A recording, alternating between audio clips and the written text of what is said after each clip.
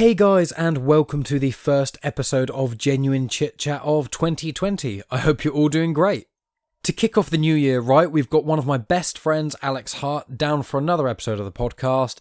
Any regular listeners will recognise Alex primarily from movie podcasts, him being on the show and us talking about movies, and surprise, surprise, that's exactly what we're doing again. I won't go on too much at the start, but I would just say there are no spoilers for any of the major movies that we speak about in this chat. We talk about, Cats, Joker, Toy Story, Avengers Endgame, It Chapter 2, Fighting with the Family, How to Train Your Dragon, Zombieland, and lots of other films as well. We don't spoil any of those movies, so I think almost every film we speak about in this, even ones that are older films, we don't even spoil, so we're quite careful about that sort of thing. So this is just a great show if any of you listening have heard of all the movies that are out last year, and there's loads of other movies, and you don't really know what you fancy watching. So you just want to hear a couple of mates just chat about it, because that's all this podcast really is. I will just quickly say there was an issue with recording where one of my mics didn't pick it up. My backup did pick it up, but in brutal honesty, my backup is my phone in the middle of me and Alex talking, recording. So what I've done is I've gone through it, I've cleaned up the audio quite a lot, I've changed the volumes and things, because for some reason it was an error on my part. Alex's mic didn't pick up anything at all. I know what I did, but it's annoying that I messed up after nearly 2-hour conversation. So I've had to spend a lot more time editing this, and you can hear on the odd occasion there's the odd word that may be a bit off on Alex's side, but everything on mine and Megan's side is completely fine. It's just Alex's side that's a little bit off. He was in the room with us and things, so you can hear it in the background a bit, but I just want to make sure that anyone who's tuning in for the first time, this is not the normal audio standard. You can hear in my voice in this intro, this is the usual quality of audio. I just want to preface that before people going in, just in case. And right at the start, there are like 5 clicks that I just couldn't get rid of, I'm afraid. So be prepared for when the chat starts. There's 5 quick clicks, and then that's primarily gone for the rest of the chat. So I just wanted to say that quickly. There will be a promo for the Games My Mum Found podcast, so I've included a link in the description for that, so be sure to check that out. And I think that's just about it, guys. So I'll be back at the end to give sort of a bigger overview, what you can expect for the year to come, and lots of other things there. But I just want to give that little preface beforehand. So thanks as always for tuning in, guys, and I'll talk to all of you at the end. Do you like podcasts? Of course you do. You're listening to one right now. Are you a fan of retro video games? Are you a fan of listening to a bunch of weirdos complain about great games from our past? Well, we've got the show for you. It's called Games My Mom Found. We are a retro video game podcast where each week we grab a different guest and dive into a game. Some are great, some not so much. We'd love for you to take a listen and join our hilarious antics. You can find us on Stitcher, iTunes, Spotify, iHeartRadio, and more. Probably the same place you found the amazing show you're currently listening to. We'd love for you to tune in to Games My Mom Found. New episodes up every Monday.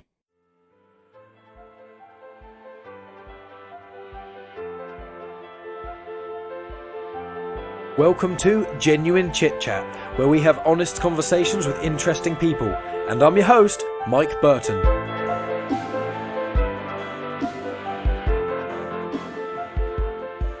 I had to make sure I drank a big coffee before we went and saw Star Wars, because I thought it might genuinely, legitimately murder me if I fell asleep in the film. And then you liked it more than I did. I did. Yeah, best one was sleep, because I've fallen asleep a few times. I fall asleep all the time, but just not at films at the actual cinema. I'm all for the evening. If it's something I really want to watch, I won't watch it in the evening. Cause we don't watch movies in the evening anymore, unless it's the cinema, because we go... Nowadays, it's like, if we want to watch a movie, we basically do it on the weekend. Yeah, it's too late. I'm too tired during the week. I'm out. Dead. But this is why I watch films this year, because I'm getting older now and I'm falling asleep. So I'm putting on films for Sean and Beth, because they've not seen it, so I don't mind falling asleep, because I wake up and go, how was it? Did you enjoy it? Yeah, I think I still haven't quite, I haven't yet watched, it's like certain films like The Godfather and things like that I still haven't watched. Oh, what? They're good films. Movies, yeah, both the first two are meant to be. The second one is one of the best. It's weird because you go on like I think it's Rotten Tomatoes, and it's like Godfather 1 and 2 are both equal. They're both like 100% or 99% or something. The second one's even better than the first. Yeah, it's one of the only films with a sequel. Is some people say I don't really remember them, but I remember enjoying them. Yeah, it's fantastic. The third one's okay. It's still above most films, still cut above the rest. Yeah, but it's. I rewatched Filth this year. Filth. Oh yeah, I've got seen Filth. It's a good movie, but it's really weird. So weird. Have you've seen Sorry to Bother You, haven't you? Yes. Love that film. What was that? That was your bottle falling out. Giving birth to a bottle. Yeah, it's a turtle. It is a toe. Nice. And the money. Matches her tattoo. The money that this goes towards. The money goes to conservation of sea turtles. Oh, lovely. Sponsored by Chili's. I didn't buy it. My friend bought it for me, but yeah. I got Beth to feed giraffes for her Christmas present. Oh, cool. Oh, that is cute. At what zoo? Noah's Ark. Is that in Wales? Yeah, Bristol. No, Next to Bristol Zoo. You go towards Bristol Zoo and you take a right. Well, there's another zoo. There's 3 zoos in Bristol. That's good, because Bristol's not that far from you, is it? No. An hour and a bit. Yeah, Alex only went up to the Lake District recently as well. Yeah. So, we climbed Helvellyn. I don't know what that is. The 3rd highest mountain in England. Really? We did What's it the at 5:30 highest? in the morning. Highest is Snowdon?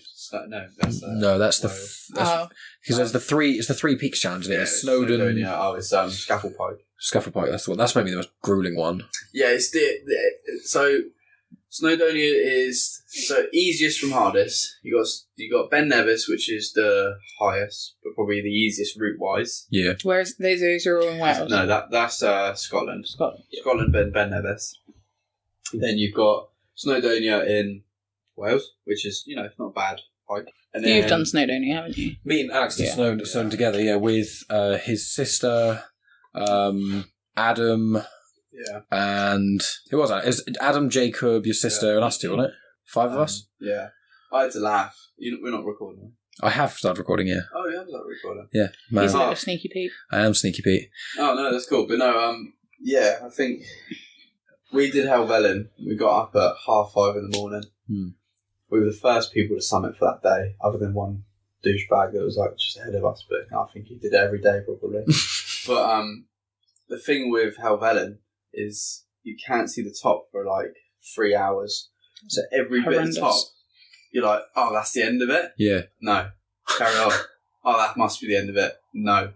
And it was grueling, and I think you have to get past a lot before you can get How to the long top did it of take you to get to the top? I think we summited in 4 hours. I think it was. But then we hit the prevailing winds on the way down, and I've never, ever experienced anything like that. It was so bad. Was it dangerous? Or you feel really dangerous. I've got some films I'll show you after, but it was, proper on that day. And then the snow, I think it was snow, and the rain came down quite thick. We had lovely weather. The best weather. Back in Wales, there was a week of just pure rain. And we were up the Lake District, and we had blue skies. The only day that it rained was the day that we went out to Scotland. It was amazing. Helvellyn, though, is a fantastic hike. But then when we were coming down, there was people coming up with kids and stuff, absolutely poorly dressed, lots of them. They didn't, and they were asking us. They were just, 12 minutes. 15 minutes. What a weird number to say, 12 minutes. They're only 12.5 minutes from the car park. Exactly. No, they're only about 50 minutes from the car park. And they were asking us, it's not much further, is it? And we were like, you're joking. And there was this man with his wife, and they weren't dressed in anything appropriate with their little son. And we explained to them, and they were like, oh no, I'm going to have to turn back. And then they started having arguments. We just walked away. And then we were coming down, and I'd not stumbled or tripped or put a foot bad the whole way up, right? And it was steep at the top. It was so icy, black ice the way up. It was frozen up there because it was -6. What's the other thing you put in your feet? Crampons? Crampons, yeah. We didn't use those, but really, yeah, we didn't think we needed them. It was mainly rocks and stuff. It wasn't pure. The snow was right at the top, but this was just ice and stuff. So we were just very careful. But coming down, not even on a bit that's steep or anything. First, proper family we came towards as a mum, dad, 2 kids, and a ginger kid. And 2 kids and a ginger kid, because ginger kids don't count with the normal kids. No, definitely not. It's just, a lot of fun, isn't it? But I tripped and stumbled, but I didn't strip you just collapse. I started going forward because of the angle of the path. I was building up momentum, so it looked like I was kind of dashing. And, at this ginger kid. The parents are there behind him, and this kid's looking at me, and I'm just stumbling faster and faster. And luckily, I just flipped my body to the left and just missed him. My head was like that to his head. I literally headbutted this little ginger kid. He must have been about 10 years old. And then she was like, I was going to ask you if you didn't need any walking poles. And then I was just like, well, obviously, that's a trip then. But I hadn't done any other time, so I'm sorry. But yeah, it was really embarrassing. Yeah, the Lake District was fantastic. And yeah, Scotland was amazing as well. We didn't have too much time in Scotland because we had the 8-hour drive back. but Edinburgh, Glasgow, I got to see Danny and a lot of my friends that I hadn't seen since America. Oh, wow. Really nice. So that was pretty nice. I got to see my friend Murray, who's been fucking since 2015. Can I swear, by the way? Yeah, you've been on the podcast several times before, Alex. You can always swear on You gotta ask, these things change. This is the parental guidance. Nah, you can say fuck, you can say cunt, you can say whatever you want, mate. Whoa. Dropping a C-bomb. But no, yeah, it was really, really nice. But I have had a really busy year, which is why I think films have taken a back. You know, I said, fall asleep in the evening, so I let my friends watch the films that I've already seen, so I can ask them what they think of it at the end. I'd love to do that with Megan, but it's the opposite. The thing is that if I put on a film, Megan's going to fall asleep. I'm just so tired. Like, even right now, I legitimately think if I laid on the sofa right now, I would just fall asleep. I'm so tired. Yeah, well, I got up early to leave. It took me 3 hours to get here this morning. It was lovely driving and stuff, but I haven't eaten anything. I'm off coffee. This is coffee face. Yeah, I wouldn't be awake. To be fair, I had cereal and then I had coffee and a cake. Yeah. Yeah, I had... But it had, like, cereal blueberries and in it, drink. So that's healthy, innit? Well, yeah, definitely. And it had lemon, so... Well, I was going to say, I had an edge drink, which has no sugar in, but it was lemon flavour, so that's like I threw in it. Yeah. And now you're drinking a Yazoo. I haven't actually started drinking it yet. Well, that's rude. I may save it for later tonight. I know I love them, but the problem is as soon as I open it, I'll devour it in seconds. But I was going to say, we might as well start talking about movies a little bit, because it's been a busy year. But the thing is looking at it all, if you take out all the Disney Marvel, that's probably about half the film. So I'm just going to very quickly just relay like 20 films that are the notable ones I think we know about, and then after we can talk about them. But it's funny because it's like the Disney ones, just to start with, we got Avengers Endgame, Dumbo, Aladdin, Lion King, Spider-Man Far From Home, Captain Marvel, Toy Story 4. So we got all of them, and the other films that were out this year was It Chapter 2, Ready or Not, How to Train Your Dragon 3, Irishman, Detective Pikachu, Fighting With My Family, Shazam, Zombieland 2. They're the ones that some of us have either seen or we're going to talk about. And then there's only a few others that were... Because there was like Brightburn that you mentioned, there was Godzilla, there's been a few, but this year's been, I think, one of the weakest years for films, mainly because Disney have just pumped out loads of live-action remakes that aren't as good. And then Star Wars obviously ended, and you haven't seen that yet, and I won't be spoiling it or anything, but that's a bit of a disappointment. But Endgame was incredible, but that was another end. So it was like, a lot of things are just finishing off. Yeah, it hasn't been a strong year for big films, I'd say. The cinema films haven't been the biggest of the successes, but I think the smaller films have been better for me this year. Yeah. Catching up with films previous years that have been smaller, that have gone under the radar. Netflix have had a fantastic year with the things that they're producing. I think even series or movie wise, movies. Like really, Irishman was a strong contender. Obviously, not a film for everyone. Marriage Story, which is up for Film of the Year. Oh, really? I haven't even heard of that. That's the new film. It's only just come out on Netflix. I'm sure it's a Netflix original film, but that's absolutely amazing. Yeah, really good. Very heavy watch, but some good comedy in it as well. Yeah. But yeah, Midsummer, that was the one film that stood out to me. I was just because I did kind of want to watch it, because Midsummer and Yesterday, they're two very, very, very different films, but those are two films that... Same thing. Yeah, one's about a world without the Beatles, and the other one is about a woman going into a cult, so it's... Yeah. Same thing. Yeah, I did want to see Midsummer, but it was just... It felt like all the films came out. There was like droughts of no films for ages, and then it was like, okay, this 2-week period, there's 5 films out. It's like, what? Because like even now, there's Star Wars, Cats, Jumanji 2, and Frozen 2. Yeah, Jumanji 2, Frozen 2, Cats, and Star Wars all out in the same week of each other. Well, yeah, Star Wars and Cats came out on the same day. Oh, God. The fun fact for Cats, I don't think many people know this, is actually The Wicker Man is the sequel to Cats. Well, I haven't seen Wicker Man, and nor has Megan, so that joke is being lost on us, I'm afraid. No way. Yeah. You've never seen The Wicker Man? I don't even know what it is. I've never even heard of it. I know what it is, but... How do we work with these people? Oh, yeah. I know that the artwork for the Steelbook is made by that done Mumford guy. Let me try the joke with another film. Have you seen Kill List? No. Have you seen Aristocats? Yes. I've seen that. Yeah, it's not that culty. Trying to think of like a proper cult film so I could re-roll that route. So but the thing is, Megan's probably not seen a cult film. I haven't seen a cult film. Okay, alright. Not seen many of them. Think of Hot Fuzz without any comedy. And the end part of it. Like, killing people off. That's a bit of a cult, isn't it? That but with Cats. Yeah. Cats. Well, Megan's seen the Cats stage performance. I have seen Cats. So she knows the plot. I don't know the plot at all. I just know this. I know the plot. Bearing in mind, when I saw Cats, I was obsessed with Cats, the musical, when I was like... It was when I was like in year 5. Yeah. I became really obsessed with Cats. So the film, not the animal. But like, I don't remember what happens. I don't remember any of it, so it's going to be a surprise for me when we watch it tonight. It's on Now TV. They've just put the original theatre. They got all of the best people back. Because I used to have it on DVD. Yeah. So you can watch that. There isn't really a plot, is there? It's not a film in it. I think the premise of it is that they're trying to get to the higher place. They want to get to the higher place, and there's an older cat, and nobody likes the older cat because she's old and like withered. She's a withered cat. And then there's a younger cat who's a bit of a playboy. Yeah. The whole film is about cats on heat, though, really, isn't it? Realistically, yeah.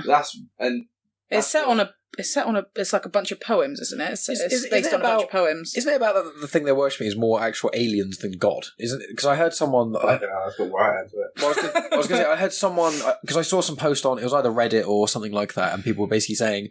It's funny with the new film of Cats coming out, most people don't actually realise it's a story about cats fighting each other to basically get abducted by aliens. No, it's a cult. It's more like they worship this one thing, yeah. And they think that if they get chosen, they'll go off to have a better life, which I think is they're just going to be sacrificed basically and put into like a bit of character. Well, I got no idea. So, I mean, anyone who's already seen the film is probably going to be going, "What the fuck are these guys talking about?" Because I got no idea. It's hard to explain. So the first time I saw Cats, so I heard the joke in what was it called? What's the South Park people that made the film? Oh, Team America. Team America. Yeah. So the joke from that, I've watched it. And I was like, I need to know what that joke means because obviously it says he gets raped by all of the cats from the play. Yeah. So I went and watched the film from that to go. That's Megan hasn't seen Team America. I have seen Team America. No, you haven't. Yes, I have. So you haven't seen that. And you haven't seen Fight Club. Literally every single time you say it, I have seen. You it. haven't seen that, and you haven't seen Fight Club. I have seen both of them. Nah, she's seen Fight Club but doesn't like it. She doesn't like Fight Club. Why? Just don't like. You are. You can have your own opinions, but it's wrong. I think that's almost word that's for pretty word much the general consensus. Even after I watched it with Becky, and even after I watched it, I didn't like that, and Becky was like, "What?" I didn't like it. We'll have to rewatch it. I don't really remember it that well now. We'll have to, at some point in the future, we'll have to rewatch it, but it's not on our to-do list. It's The Matrix is the thing that you need to watch soon. It's not what you think it is. Like, even Alex, right, he's a massive film buff, and, even he'll say... I've never seen The Matrix. You need to watch The Matrix. I'll let you off the last one. What, Fight Club? Fight Club's not in The Matrix. No, I know. What do you mean the last one? Matrix Reloaded, Matrix Revelation. I see. No, I see what you mean. I'm really tired. Bear with me. I'm not going to show all three. I see what you mean. The last one of The Matrix. The first two are well worth to watch. And once you've seen them, you can broaden your horizon. Well, I'm going to show the first one, see what she thinks of that. If she's not that into it, I'm not going to bother the second one. I've seen bits of it. That doesn't count. I've seen bits of it, but it was in Italian. The second one, basically, scene to scene, in interpretive dance. That'd be good. Yeah. The funny thing is with the second one is for a while when I was younger, because obviously Matrix is at 1999, which is like such an incredible time for film actually that year. But the Matrix, it's so good. When I watched it when I was about 14 when I first saw the Matrix movies, stop dropping your fucking bottle and making the noise. Oh, what? Because it made such a loud noise. It vibrates the floor, which makes the mic vibrate. Yeah, and I hope everyone enjoys that noise. What was the last time you were on? All they're hearing now is. Well, I was editing an episode that me, Megan, and please stop kicking. I don't mean to. I don't deliberately kick the mic stand. Round one. It was basically we were with Megan's friend Nick and his girlfriend Kira, so our friend Nick and Kira, and I was just editing the episode today, the part 2 to get released tomorrow, and in it there's a part where they, for some reason, ASMR, which is like the YouTube mouth noises stuff. Yeah, exactly that. Yeah, none of that, guys, please. Well, they were doing it. They did it for like 30 seconds straight because I mentioned it. It was something got brought up about it, and they went, "Oh, is this what things that your viewers like? I'm going to get right behind the pop shield and do it really loud." Is that all? And and I'm just editing it, and it's really annoying. And I'm going to have to preface. You just have to do this to yourself now because in the intro, I'm going to have to say, just to warn everyone, if you hate mouth noises, don't listen to this podcast because there's a lot of them. And you've just done it to this one as well, so that's your own fault, mate. Yeah, but I moved to Wales where it's like 100% phlegm in how they speak. It's not like plowing. No, yeah. We were watching the Welsh Channel the other day. Oh yeah, Pontypool or whatever it's called. Was that a place? Did you enjoy it? Not really. It was really confusing. It was really confusing because A, it was in Welsh, and then B, every so often they say phrases in English, and that freaks my brain out because I'm like, did they say that in English? I'm not 100% sure, but I think I understood what they were saying. All you need to know around this time of year in Wales is Nadolig Llawen Pen Peden. Is that Merry Christmas? Dickhead. Brilliant. So Yep. that's a really good one. Yeah, it was a pretty weird watch that Welsh thing, but have you, out of interest, back to the movies, have you seen any of the live action remakes apart from Dumbo? Because you showed me the Jungle Book, which was cracking. I still haven't seen that. That was John Favreau. Absolutely brilliant. Yeah, Jon Favreau, who actually made the Lion King one. But have you seen Lion King or Aladdin? No, but I've listened to the song with Will Smith only because the Robin Williams one isn't on Spotify, so I have to listen to The Robin Williams one isn't on Spotify? No, they've taken all his songs off. All the stuff he's done, song-wise and films, they've taken his stuff off. So I have to go with the Prince Ali from... I wonder if they're going to... That's so weird. But I imagine they're probably going to release... I think I've already guessed it. They're going to release a Robin Williams biopic about him, I can guarantee, and then they're going to have all this music, and they're going to release a special album, which is songs of Robin Williams, to go along with that soundtrack. He's got a daughter, he hasn't got a son, has he? Because his daughter's called Zelda. Like a documentary-ish film like My Neighbour or whatever it's called. I don't know. Is that the one about Little Peep? Little Peep? There's like a rap documentary about the rapper who killed himself, I think it was. The face tattoos. I'm thinking of the one that Tom Hanks has just done.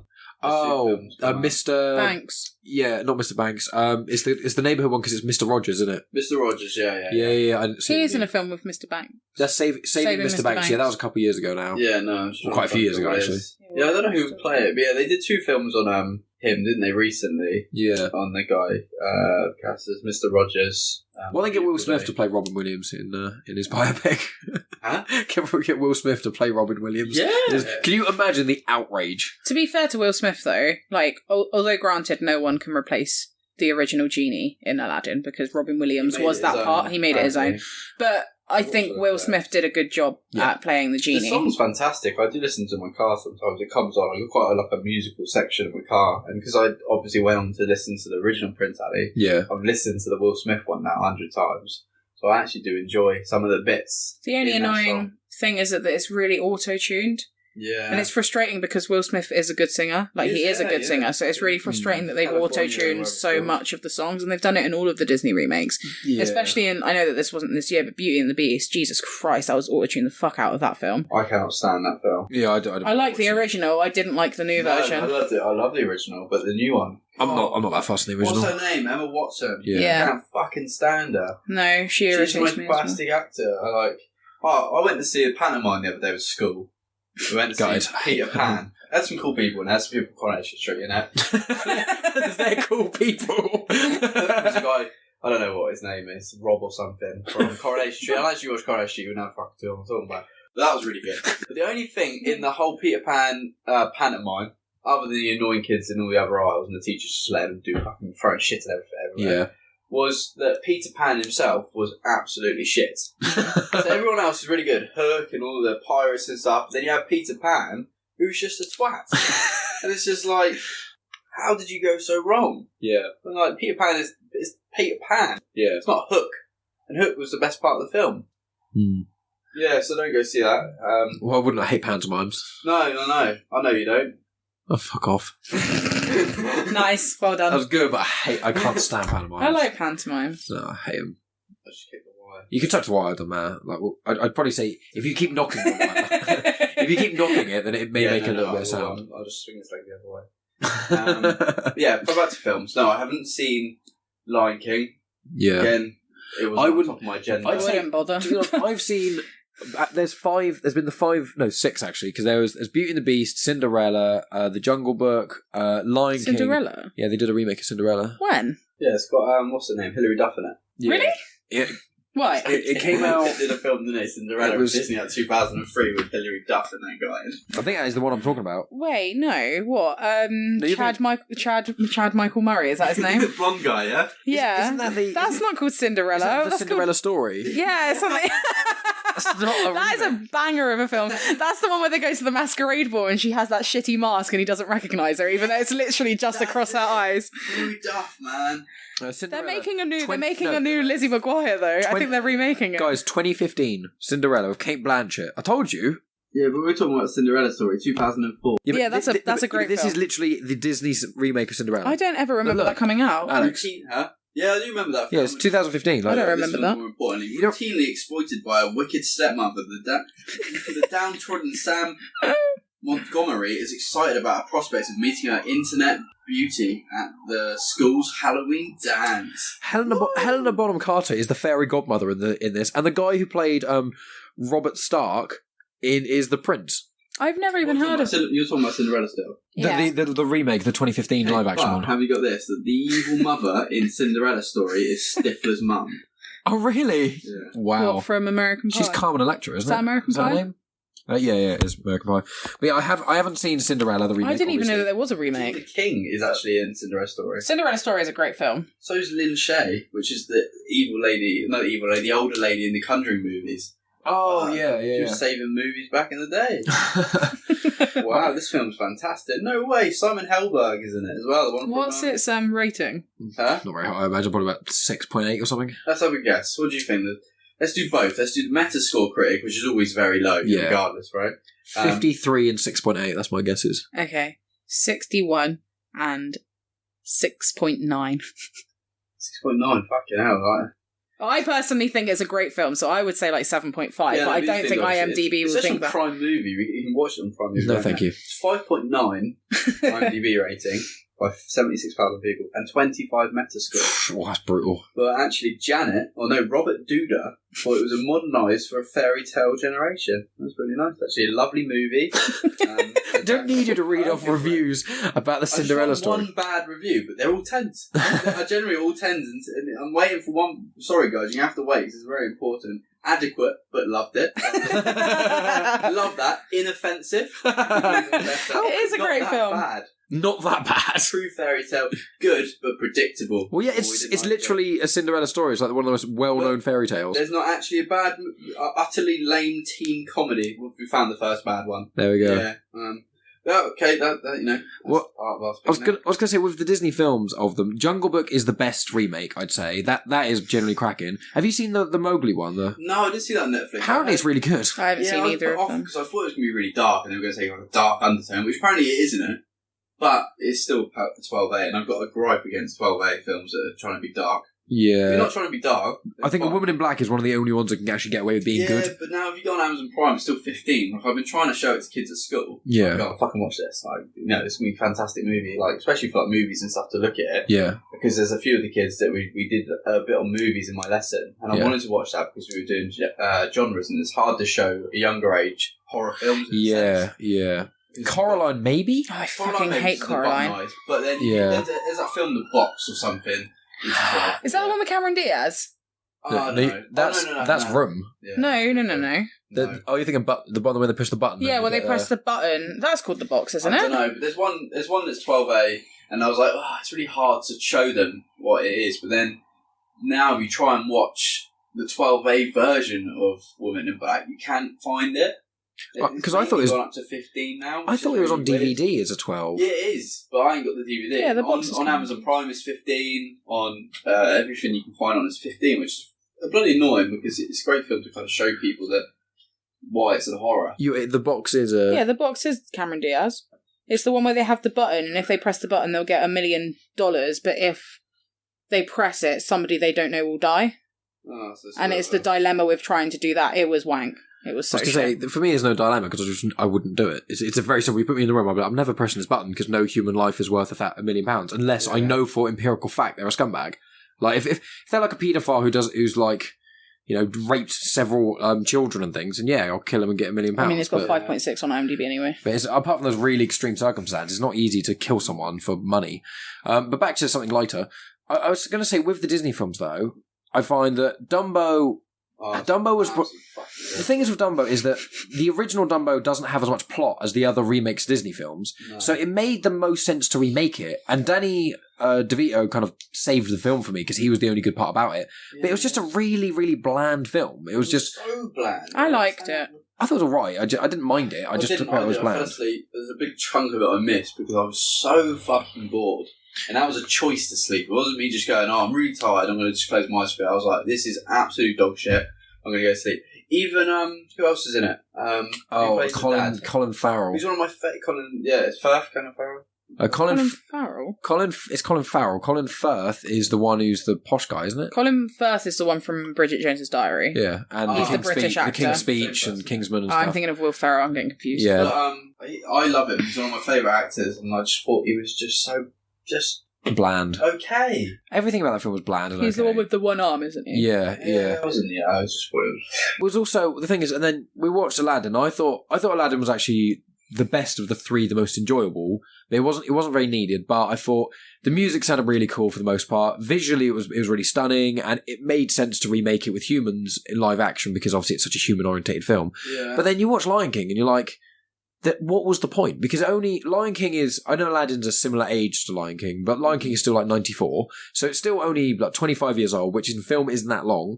And then they remade it, just not cartoon, and they made it like half an hour longer. And the only thing that makes it better, it's worse than the original in every way, except Timon and Pumbaa are more funny because it's played by Seth Rogen. I liked Timon and Pumbaa in The Lion King, but I prefer the original by far. I prefer still Timon and Pumbaa in the original. I find a lot better because their chemistry is awesome. The weird thing about The Lion King though is that because it's meant to be live action, so live action is real, isn't it? That's what live action is meant to be, as people, but it's all CGI. And the thing that takes it away is that the whole thing with the cartoon is that you can see the emotion. Obviously, I'm assuming that everybody will have seen The Lion King. Yeah, of course. Yeah. So when Simba's dad dies, you can see the emotion in Simba's face, whereas in the remake you can't because they're real lions. Well, they're real lions, CGI lions. Facial expression. Yeah, so I heard that it's just hard to then attach yourself to it because at the end of the day, there's no and we. 80% of our communications through our face, probably a bit over-exaggerated that, but, a good amount. A good amount is taken in by the facial expression. Well, that's why autistic people often have an issue with people, because autistic individuals have a harder time reading facial expression, which is, and obviously... that's one way of recognising if someone has autism. Yes. Yeah, so... Still missing social cues and all that kind of stuff. Yeah, exactly. I down this Yazoo, right? Yeah. I'm busting for a pee. You can go. Is there a way I can kind of sleazily carry on? You could just slip. I'm just going to watch you slide under that. You're sliding out like a slug. I could help and move the microphone a little bit. No, it's fine. I made it half myself. I down that Yazoo and I regret it. There you go, mate. Go have fun. Now let's just badmouth Alex because he sucks so much. I hate him. Where's the toilet? It's on the right. Just open a door, and if there's a toilet in there, use it. If there's a bed, don't. If there's a cupboard, don't. You can go to the cupboard if you want, mate. Okay, found it. Are there any actual Disney films you'd want to see remade? I'm excited to see the Mulan one.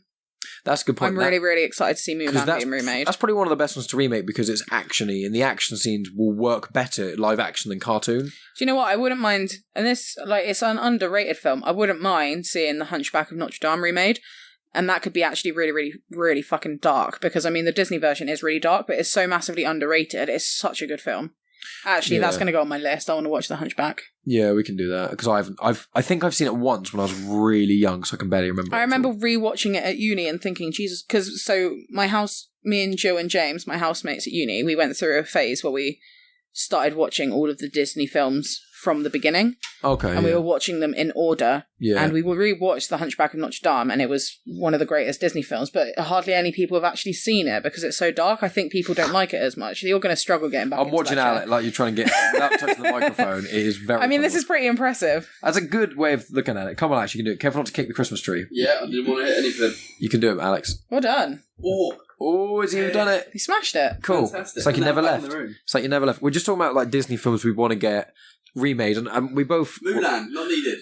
Well, see, we disagree. I'm excited for the Mulan We actually disagree. We think because the action scenes make the most sense. I am excited for the Mulan film. However, it's weird because they've changed it, and there's now some weird voodoo magic in it. Witch. There's a witch. I have a feeling it's not going to be as good as we want it to be, but I think it's actually going to be one of the better of the.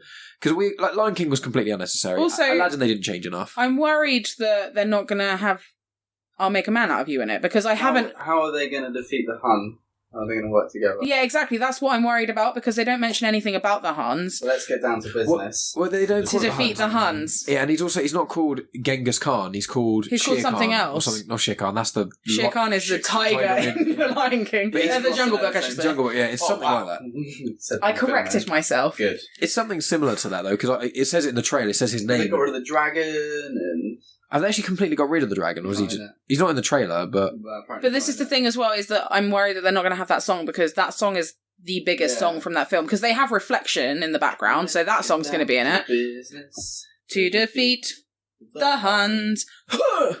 Every time you're in a podcast with me, Megan, someone ends up singing. Yeah, I know. It's like a living musical. Yeah, well, you win some, you lose some in this life, and everyone's won, so... I'm hopeful about the Mulan film, even though I don't think it's going to be as good as I want it to be. I think the action scene would be quite cool, but I don't really know if there's any other... Because Megan said while you're in the toilet that Hunchback of Notre Dame is like a really underrated movie, and that she'd love to see that remade. But I haven't seen the original since I was about 5. I like the Hunchback. Is there anything that you'd want to be remade? I'd rather they didn't remake any of them. They just made new ones, because Moana and all the new things have been absolutely incredible, so why do they keep remaking them? Update or make a second one is Treasure Planet, sorry. Ooh. Oh, I've heard of that. Or Atlantis.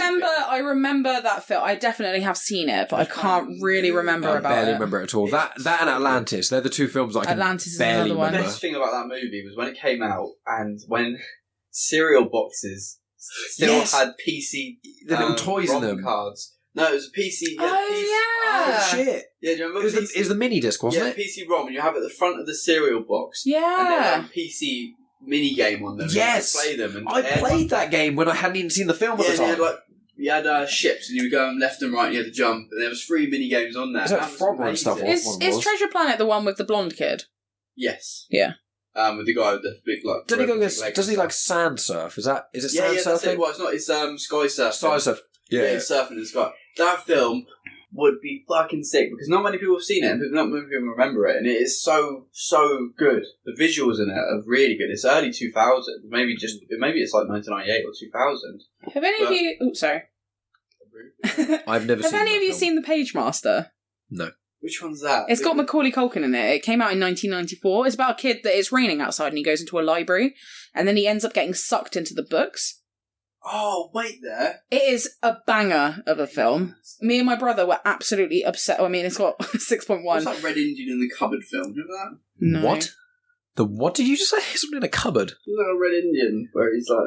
Thing is, I don't think I've seen a single film with Macaulay Culkin in it. Home Alone? I haven't seen Home Alone, any of them. I haven't seen My Girl. I haven't seen the whole of Home Alone. I've seen My Girl, and that is the first film to ever make me bawl like a baby. Jesus Christ. Christ, let's not watch that film. Page Master, me and my brother were obsessed with. We had it on VHS. Got Christopher Lloyd in it. Yeah, I remember Page Master. Wait, scroll down a little bit. 904, yes, I do remember it. Do you remember it? Yeah, I do. We loved it. It was so good. No, I haven't seen that. I haven't seen, obviously Sword in the Stone's a banger. Yeah, it was a good film. Oh, they're remaking Lady and the Tramp, aren't they? The dinosaur story. That was good. The song was good in that. Richie Rich. There we go. The Indian in the Cupboard. Oh, it's actually called that? It's called An Indian in the Cupboard. It's about an Indian in the cupboard.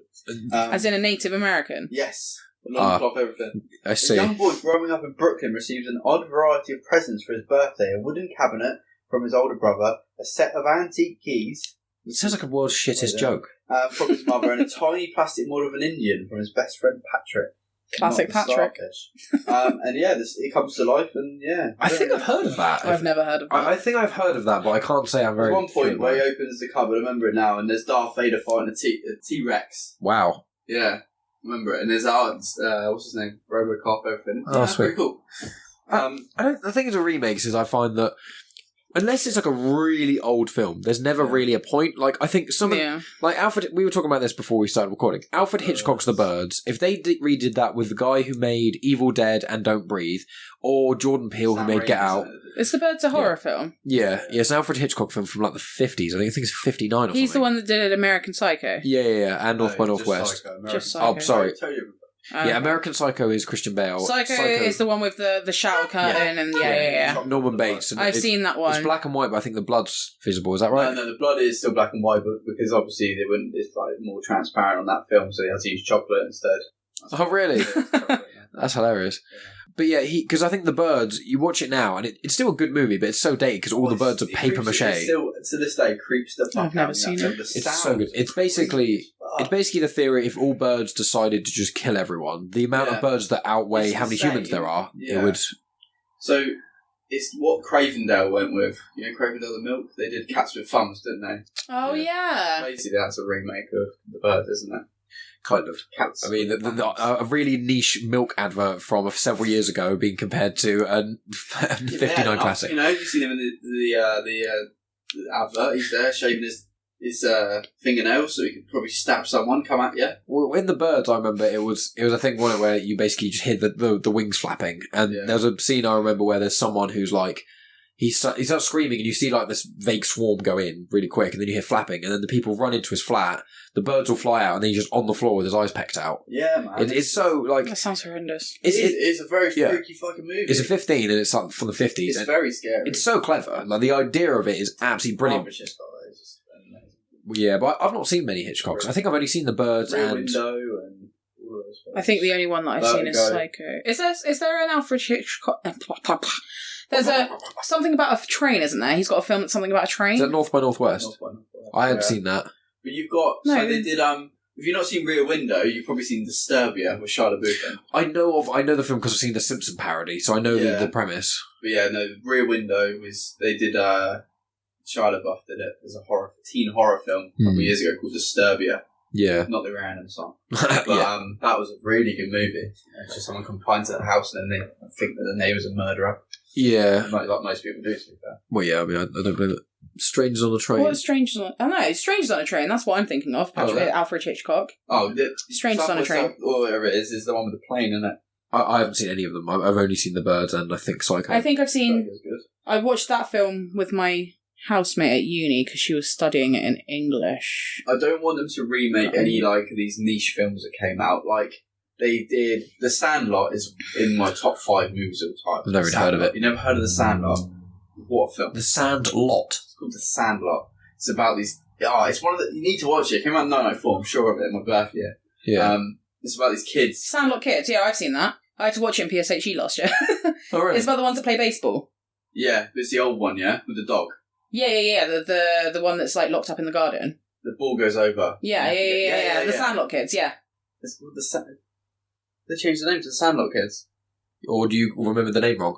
No, it's called The Sandlot. If you look at the original posters, it's Sandlot. Oh. The Sandlot. Oh, I see. Oh well, I watched No, they changed the name. Yeah, Sandlot Kids. Kids. Yeah. I watched that in PSHE last year. We had to show it was on the curriculum. Here, Sandlot. What did you change the name for it? I don't know, but I've seen that film. It's a good film though. Yeah, I enjoyed it. It's in my top 5 films of all time. Yeah, really? Yeah. A film that I don't want them to touch that because they've done a couple of them. Little Rascals. Do not. We were talking. I was talking about the Little Rascals yesterday because what did I say? You said that you love it. Oh, I haven't seen it. I made a reference to the Little Rascals and nobody understood, and I was just like, it was me, Jazz, and Reese and Joel. Alfalfa. I can't remember what reference I was Mike. It was because someone was talking about putting something out with water, and then they were doing the impression of being lifted off the air, and I was like in the Little Rascals when he's got the fireman's hose and he lifts up in the air, and And that kid's Annie from Star Wars. Anakin. Jake Lloyd. Oh shit! Yeah, they made Little Rascals. a Little Rascals film in 2014 called Little Rascals Save Today. Oh yeah, I haven't seen it. Yeah, fuck you.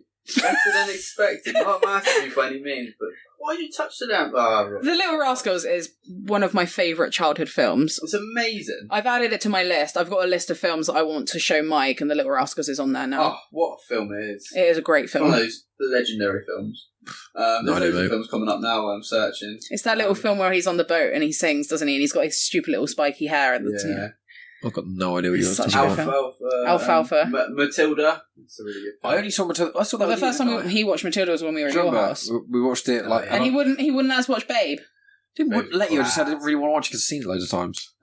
Matilda's my favourite origin superhero film. Homeward Bound, both of them I think are fantastic. I haven't seen either of them. Oh yeah. So I haven't seen the one with the dogs and the cat. Yeah. I haven't seen Over the Range or Out of the Range or whatever it's called. I haven't seen Over the Hedge. I haven't seen Over the Hedge. The soundtrack Home of the Range is awesome. So is the soundtrack to the one with the sewers and the rats, or Flushed Away. Flushed Away is a great film. Because that's made by Aardman, who made Wallace and Gromit and things. Yeah. That's a great... I love them. Beethoven, that's a good film. I've not That's with seen a big dog, Beethoven. innit? Yeah. Yeah, I haven't seen that. With the slobbery Okay, dog. there's a really niche film. You doubt you've ever seen it. It's called Radio Flyer. Mm-mm. Never even heard of it, mate. It's a Disney film, okay, they made back in like 1993. Let's have a look. Radio Flyer it's called. Not many people, it's 1992, yeah. Not many people know about this. I'm sure it's Disney. They did 2 films that not many people remember. One's called The Boy, with Bruce Willis, and his younger self comes to his door, because he's a cunt, basically, now. And his little kid basically teaches him about life again. It's a really emotional film, to be fair. I'm sure that's Disney as well. Oh, Becky's phone me. Go away. I'm doing something to tell you I'm busy. Peasant. There was another Disney film called like The Little Toaster or The Happy Toaster or something. Oh, I remember that. It's got like a face on it. It was like the flying toaster or something, the magic toaster or some shit like that. Okay, I don't think it was Disney, to be fair. But this film, called Radio Flyer, I'm sure it used to be shown on Disney. I don't know. But this film was so emotional, and I think it was... I don't know why I associate it with Disney, because it kind of makes it pointless talking about now, because it's not Disney. It's not pointless talking about it, it's just, you've now kind of gone off because you guys have been talking about like kids' films and things. Like, it is a kids' film, and it was shown on the Disney Channel, so I remember it growing up. But this film's dark. It's about an abusive father, and one of them wants to, fly away in this radio flyer that he creates, and it's a fucking dark movie. And I remember watching it as a child going, where's the fucking enjoyment in this? It's an amazing film. I rewatched it a couple of years ago, but I was like, how did Disney ever fucking put this across? A film that I haven't seen that I mean to, that I keep being told is great, is Stand By Me. I love Stand By Me. I've never heard of it. The Stephen King book, The Body, is based off of. You've seen Way Back, haven't you, Alex? Yes. I love that film. I showed watched Megan that it the other recently, and it was really good. So good. It's not one of those underrated. Like, you try and search for it now, barely anywhere sells it. Because I lent my DVD or Blu-ray to someone, and I don't know who I lent it to, but I haven't got it back, so I just buy another copy. And it was like, because I want to show Megan, it's not on any streaming service. It's nowhere. You can't find it. Quite recently. It's really annoying because it's made by the studio made like Juno and It's on the Amazon Sunshine. Prime at the moment. I told Chloe about it. I told her to watch it It too. might be now, but it was one of those things because we got Amazon Prime, Now TV, and Netflix, and so we were trying to look for it, and I just couldn't find it anywhere, so I just bought it. But I love it so much, I do want to own it. But it's just like, it's made by the people who made Little Miss Sunshine and Juno, and a lot of people have seen Juno, and quite a few people have seen Little Miss Sunshine. They're both great films. But barely anyone's seen Way Back, and it's like, Way Back's even better. It's so goddamn good. Yeah, it's a very good movie. Love it. Sam Rockwell makes it. One film I think came out this year. Let me just check. We'll say it anyway. Is that the guy at the Beautiful water? Boy. Yeah. Beautiful Boy. Yeah. That sounds weird. Beautiful Boy, yeah. No, I came out last year. I watched it this year. That's with Steve Carell and Okay. Oh, that's not... the guy from Timothy Clement. Is that his name? I don't know, mate. This guy. I don't recognise that Timothy What's he in? Chalamet.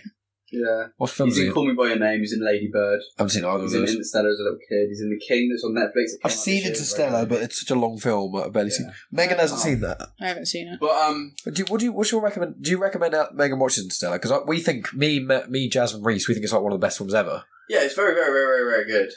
You need to be in the right frame of mind to watch it. It's like 3 hours long and it's a lot to deal with. It's not one of those films you can just stick on lightly in the evening. I'd say give yourself a bit of time and then prepare yourself, right? But I haven't answered. I did a lesson on one of the kids in my school. I got to teach him for the afternoon, just 1-to-1, and he loves space and all this different stuff. So I made a space helmet with him and a space ship, and I had for 3 hours. I put the Interstellar soundtrack on. Oh, nice! And it was really good because I had a big speaker in the schoolroom, and it just worked really well. And That's cute. The soundtrack is really good. Yeah. Obviously, Thingy did it, didn't he? It's not Thingy Williams, is it? No, not John Williams. It's the other one. It's okay. You can touch the mic stand occasionally. You're allowed to, whereas I'm not. It's the person who did the soundtrack for Christopher Nolan stuff, isn't it? Yeah, because it is I've got Christopher one Nolan of his movie. on my Spotify currently. It's In Time from Inception. Yeah, because obviously everyone knows Inception because of that. What? Oh, Hans Zimmer, that's it. That's the one. Yeah, Time by Hans Zimmer from Inception. Because he did 2001: Space Odyssey, didn't he? Is that Hans Zimmer? No, Who's that? don't know. I'm pretty certain that one of the big Kubrick movies was Zimmer. I'm pretty sure it was because I reckon I know because Hans Zimmer makes me think of space, and I'm pretty certain that's why. Yeah, but because it came out in 1968, I don't think he was doing it back then. Maybe completely wrong. I may be, to be fair. You're more likely to be right about this than I am. If I check, because I'm doing it now. oh man, that actually disappoint me. Let's see. Well, you check that. The soundtrack is fantastic for 2001: Space Odyssey. Yeah, everyone knows the main song. I'm going to check because Hans Zimmer. I know his name, but I'm trying to remember what he's actually done. I know his name as well. He's done so much. He's done so many. Batman and Gladiator, Interstellar, Da Vinci Code. I thought it was Hans Zimmer had done some of the He did Disney Lion King, films. Lion King, Pirates of the Caribbean, Last Samurai. He's doing Dune as well. That film coming out. Dunkirk. Oh, the new Wonder Woman movie. Rain Man. I think Rain Man is such a good film. Pearl Harbor. I think you're right. Yeah, he's been doing it way too recently. Oh, The Prince of Egypt. That was a great film. I haven't seen that. Oh, Batman vs Superman. Yeah. Sherlock Holmes. Yeah, he started about 1988. Yeah, I was definitely way off. He did that Still haven't watched Rango yet. And Megamind. Oh, yeah, I haven't seen Rango or Megamind. I really need to. Yeah, but Hans Zimmer is, the best composer of all time for movies. I think him and John Williams are both the best. I think John Williams, the thing is that he is very much his own sound, and I do find the problem thinking about it is that when you hear it, it sounds so much like him. Like now when I hear Jurassic Park or E.T. or anything like that, it all sounds quite much like Star Wars does in the way that it's got his feel. So I think he's kind of losing it now because it sounds so much like him. He's almost typecast himself. I don't think John Williams does any soundtracks now, does he? He did it for the most recent Star Wars. But I don't think he does anymore. I think he probably was in a contract to do because he didn't do Rogue One or Solo. He just did the main ones. At the Mayflower next year, they're doing a not Hans Zimmer, John Williams night. Where they're playing loads of music that John Williams has done. They did the Jurassic Park last year. They showed Jurassic Park and they had the live orchestra doing. They did that for Star Wars as well at the VIC because I was going to get tickets for Mike for that. But it's Richard Strauss and Johann Strauss II. They're the ones who did 2001: Space Odyssey. So it's someone that we'd never fucking heard of. No, I do know them. Yeah, I know of them because obviously, it's Richard Strauss's. What did he do? Well, he was a composer up to 1949, so I imagine he's probably done a lot of stuff we've all heard, but it's all in German names, so none of us are going to recognise it. So Dunkirk. I didn't like the film that much. I enjoyed it. I just thought it was like a one-off. Do you know what I mean? Like, you watch it once, it's like, I don't really ever need to watch it again. Oh, no, I love just listening to it. I put it on the background. That's one film I would happily have on and know that I didn't need to give my full attention to because I've seen it, but also have the sounds and how raw the sounds are in that. I really like that effect for those. So some films, like if you're doing stuff in the house, sometimes I'll just play music. Yeah. And sometimes it's nice to listen to stuff that's on the TV, and there's certain films I can put on and know that I can do stuff. Yeah. Come back, have a cigarette while watching like the bit that, have a break and then go back off and do like I do it at Social Network. I was going to say, because Social Network is your number one rewatched film, isn't it? Oh, Christ. I think I've watched that film probably the most of any film I've seen in my life. Watchmen is one of the films I've watched the most. Watchmen, Shaun of the Dead. Oh, what an amazing series. I haven't watched any of it yet, because I need Megan to see the film, Watchmen, but... Not necessarily. Yeah, but I want her to see it. Yeah, but then also explain about the differences between the graphic novel and the film, because obviously there's a lot of things unsaid in the series. Yeah, but I didn't read the graphic novel. I read like half of it and I hated it. You might get confused. The problem is I watched the film and then I read the graphic novel. And the best way to look at it is watch the film, but then understand the ending of the graphic novel so you know where to carry on. What, is the ending of the graphic novel different? Completely different. Really? Oh, like, way off from what happens in there. Really? Well, not way off, but yeah, very much so. Okay, we won't spoil it, because obviously, because the ending is quite big in it. But I'm going to have to look up that stuff then. It's weird, though, because... I can spoil the end of the graphic novel because it's so old, and it won't affect the new stuff. Yeah. Because you need to know that going into the Yeah, series. so obviously I know what happened in the original, so I won't say that. I won't say that because you want to watch the film, and I love the film. Yeah, the film... It's just got flaws, the film is fantastic. It's so good. But they took the end in a different way to make it fit in with the tone of what they were doing. Yeah. Can we say what happens at the end of the graphic novel? Yeah, because we are going to watch the series at some at the point. end of the graphic novel, they drop a giant squid lands on New York. Okay. Yeah. What someone causes that to happen, like Manhattan or something? No, it's just a giant squid lands on New York. Is that how it ends? Yeah, so the why does that happen? Like 5 million people die. What?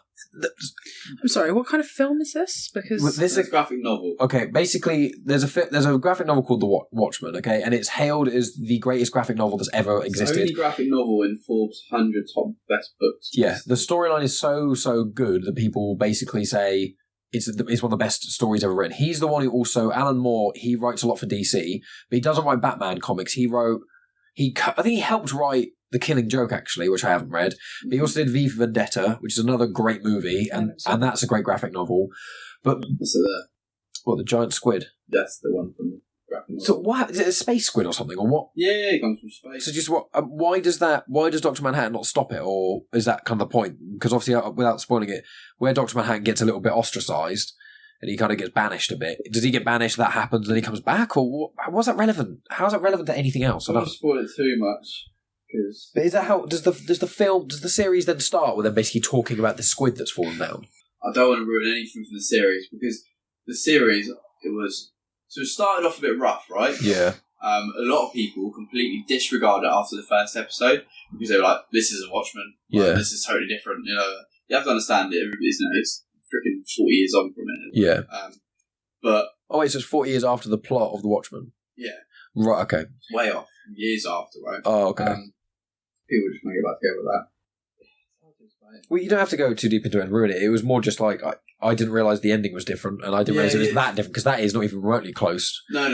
They changed it because it didn't fit in with the way it does. Yeah, because I think the Watchmen, the graphic novel Watchmen, is got so many different subplots and things going on, whereas the film is more about Rorschach. Really, it's basically just Rorschach and Dr. Manhattan. Rorschach's journal is how it starts in the graphic novel. It's his reading of the events that would happen. So at the end of the film, I'm not spoiling anything. Yeah. It's Rorschach's journal, isn't it? Yeah. But in the graphic novel, there's a few subplots like say, unless you watch the director's edition of Watchmen, you don't get to see the anime that's in the film as well. I was going to say, because that's the ultimate cut, isn't it? Because you've got, there's 3 cuts of Watchmen. No, 4 cuts. There's Watchmen, extended Watchmen. I think all the DVDs are just extended anyway by default. Yeah. That's only about 5 minutes difference. And then there's director's cut, which is like another half an hour. Yeah. And then there's the ultimate cut, that's like another hour. But in that ultimate cut, it's the director's cut plus a 15-minute animation thing. Yeah, it's about half an hour film, but they split it throughout the film. Oh, okay. The bits in the movie where there's people talking at the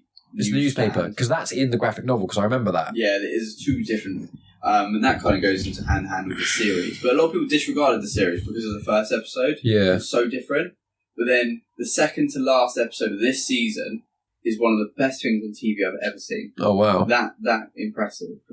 Absolutely flawless. It was fucking amazing. Because I absolutely love Watchmen. It's one of my favourite films ever. It's so good. And it really annoyed me because so many people hate it. Most of my friends hate it, and they were like, I don't really know why. Yeah, they took a lot of risks in changing a few things from the graphic novel, and some was just because what they said was because they tried to do the Watchmen in the 90s, right? Yeah. And there's a scene you can watch from the first ever trying to do the film. They did a bit with Rorschach. Yeah. And who's the actor from Game of Thrones who got like scabies? Not scabies. Jorah, the one who played Jorah. Yeah, he was going to be Night Owl, and they did actually a screen test of them, him doing it. And it's really weird because when Alan Moore wrote the novel in like 1984, whatever it was, basically everyone said you can't turn it into a movie. Yeah. You can't adapt. You can't adapt it into a movie. It's impossible. Yeah. So obviously it's going to be criticism because fucking what's his name actually did it. Yeah. Which that's why he hated because Alan Moore hates the film, doesn't he? Alan Moore hates the film. He hates everything, doesn't he? He doesn't like anything to do. He wants the Watchmen to remain the Watchmen. He doesn't want merchandise. He doesn't want, so it's very hard. There's not much merchandise. Like with DC and graphic novels, normally there's tons of toys. Well, Batman and Superman, they're probably the most famous symbols in the whole of comic books. The Watchmen, there's nothing. Yeah. There's generally nothing. You get a few posters, a few hot toys that are the comedian, a few of them. There's very niche little things and stuff you can find in the Watchmen, but basically there's nothing. When the first series came out, I think it was a watch and some badges that came out, which is unheard of. I've got all the original graphic novels from 1984, separate comics. I've got all 12 of them, and I've got some badges with it. And I'd never seen I love Watchmen. It's my favourite thing of all time, like graphic novel, and I love the movie. But I never saw his badge before. It took me ages on the internet to find these actually a fucking promo thing for that. Wow. But yeah, there's nothing for the Watchmen. Yeah, it's weird. But we'll stop talking about Watchmen now because... Yeah, so we've just gone on to Watchmen. It's 3:15, and I've just spoke about 45 minutes of the Watchmen. Just explain the whole plot of the Watchmen. And that's the end of part 1. Thanks as always for tuning in, guys. Part 2 will be out next week for a continuation on the chat.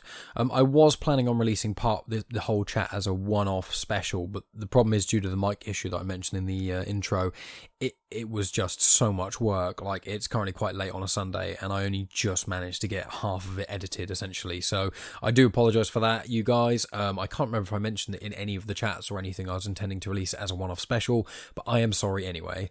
What we've got coming up, apart from obviously next week where we talk about movies and stuff a lot more, I've got the chat with Janine Mercer. That's recorded, and that should be ready to release next week. Apart from that, I haven't actually got anything else recorded at present. I've got quite a few things in the pipeline to get recorded. I'm planning on doing an episode, Star Wars Episode 9 review, but I think that's going to be on the Comics in Motion podcast, which is part of that big Star Wars collaboration that I did one of the episodes for before Christmas. So, be sure to go check those out with 20th Century Geek and Comics in Motion. We've got like this collaboration thing going on. If you check out our social media, you'll be able to see it here, there, and everywhere. And obviously, as I say, episode 9 review will be up in a couple of weeks' time. We have to record it first, but it should be up in a few weeks' time. Then I've also got something secret in pipeline regarding comics that is going to be mentioned at some point going forward. It's probably not going to be for many, many, many months yet, but I just thought I'd say, hey, something exciting that I can't tell you anything about. Huzzah! And then, yeah, I mean, I've got podcasts with returning guests sort of booked in or in the pipeline. I've got more collaborations to come that I want to do. I've got other podcasters who are going to get involved in this channel. I've got, obviously, my usual friends and things should be around for the ride. I think I want to do another episode with my buddy Reese. I want to do probably another episode with Megan at some point, even though obviously she was in this episode, more of an episode directly with her. It's going to be a mixed bag, I'm going to say, because this January I'm going to try and sort all my sort of stuff out, but the thing is, having a podcast that's really guest sort of reliant means that it's kind of a hard one, because what I would like to do ideally is literally just email everyone I want to have as a guest and get them all booked in for like every 2 weeks or so, and then just have almost my entire year done. But the problem is that most people I've tried contacting, if I contact them and the schedule isn't within the next 2 months, a lot of the time people don't even want to book because it's too far ahead. So that has happened. There's a guest that keeps trying to come on, but every time I try and plan things, it keeps falling through, even on the day, which is getting a little bit frustrating, but I'm hoping to still have them on as a guest, but we'll see about that. Yeah, I mean, I'm also tempted to, I've mentioned in the past before about starting up a Patreon. I haven't really figured out if I'm going to yet. I was thinking about doing, my own little review show once a month or something, just talking about movie reviews and stuff, but I haven't really figured it out as of yet. I will say, in this chat, me and Megan actually spoke about, she hadn't seen The Matrix, she hadn't watched Team America in ages, she hadn't seen The Jungle Book, and we hadn't seen Cats. But we have actually watched all those now, and we watched Cats a little bit after watching Star Wars, and I've watched Star Wars twice now. I liked Star Wars a lot more the second time. It was a lot less disappointing the first time round. So I actually quite like Star Wars Episode 9. I'd still only give it like a 7 out of 10, but it's still a good movie. Cats is probably the worst film I've ever seen in my entire life, apart from a horror movie called Fear.com, which was just abysmal. But me and Megan went and watched Cats with Megan's mum, and Megan's mum liked it. Me and Megan absolutely despised it, and we almost walked out the cinema, but because we were with Megan's mum, we basically couldn't. So don't go see Cats. It's horrendously fucking terrible. Ugh, just angers me even thinking about it. And then Megan watched The Matrix. She thought it was good, but didn't love it, which is fair enough. We watched Jungle Book, which we both really enjoyed, even though I've seen it before, so that's great. Watched Wreck-It Ralph 2, which is Ralph Breaks the Internet. That was really good. I'd probably say it's as good as the first one, really. And we watched Arthur Christmas. That was a fantastic Christmas movie. I really recommend people check that out, even though now it's after Christmas, so no one will going to watch that, but Arthur Christmas is a great one for next year.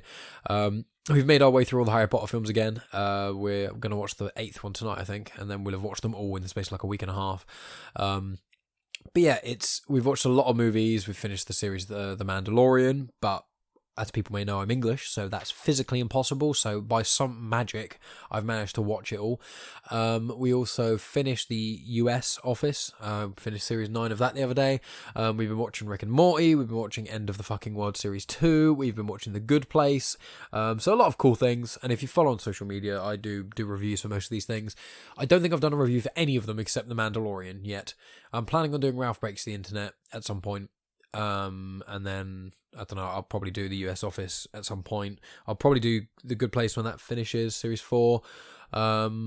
Maybe Rick and Morty, don't know. it's kind of hard to review a show like Rick and Morty in the same sort of way that one would review like The Mandalorian and things, but we shall see. Make sure you guys follow on all the usual social media places, Twitter, Instagram, and Facebook. Instagram is the place I post the most, and also I post on my story there, which I think does get put across to my Facebook story, but I do have a tortoise called Wicket who is adorable, and I often will post about her in my story. So, check out my Instagram for tortoise videos, as well as movie reviews and snippets of episodes and general photos of my life. And yeah, I think that's about it really, guys. Or I'm just going to make this gigantic end already longer than 6 minutes long, even longer, so I'm going to stop doing that. I really appreciate everyone listening, especially this far into the chat, right to the very end. Anyone who checks out the show, I really appreciate, and it's a small show, and any spreading via social media or word of mouth or anything is always really, really appreciated. And if this is your first time tuning in, I would recommend check out the back catalogue. If you just want to hear movie podcasts, I've got loads about movies. If you just want to hear stuff that's really serious or really funny or whatever, I've got them all covered. Essentially, there's so many different subjects I've spoken about. You can flick through on a podcast app, or if you go on YouTube, which barely anyone listens on YouTube at all, my numbers are far, far better everywhere apart from YouTube. But if you go on YouTube and you check that out, I've got playlists up, which things kind of fit into genres. So, I've got a movie one, I've got a science one, I've got religion, I've got ones that are just more funny, I've got ones that are about mental health. I think I've got about 9 playlists of just, a lot of them are in more than one playlist, I want to clarify, but I just thought I'd kind of, if anyone's new and they don't know where to start and they really like the show and they like me, thank you, then I'd say, yeah, go on YouTube. You can, if you really only want to listen to one sort of specific thing, go back, check that out. Or hit me up on Instagram or Twitter or any other social media. You can even email me if you desire and just say, I liked this episode. Do you have any recommendations for your show and other shows? And I'm more than happy to recommend other people's shows as well as my own. So, yeah. Okay, this outro is now over 7 minutes long. I'm really sorry, guys. I appreciate each and every one of you, and I'll talk to you all next week.